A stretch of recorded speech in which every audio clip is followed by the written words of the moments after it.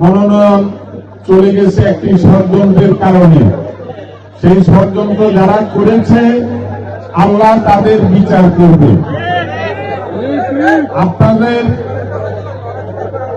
হৃদয়ে, আপনাদের বুকে রক্তক্ষরণ হয়েছে, আমি কিভাবে বেঁচে আছি আপনারা নিশ্চয়ই সেটা অনুধাবন করতে পারছেন। আপনারা সবাই চেয়েছেন নাঙ্গলকোট এবং লালমাই উপজেলার সর্বস্তরের জনগণ চেয়েছে আমি নির্বাচন করি।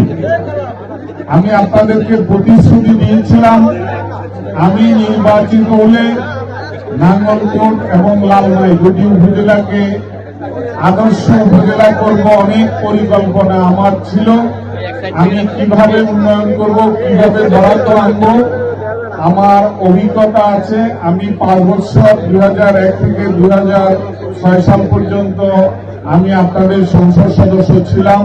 তখন বরাদ্দ কম ছিল, বাজেট কম ছিল, কিন্তু আমি আমার যথাসাধ্য চেষ্টা করেছি।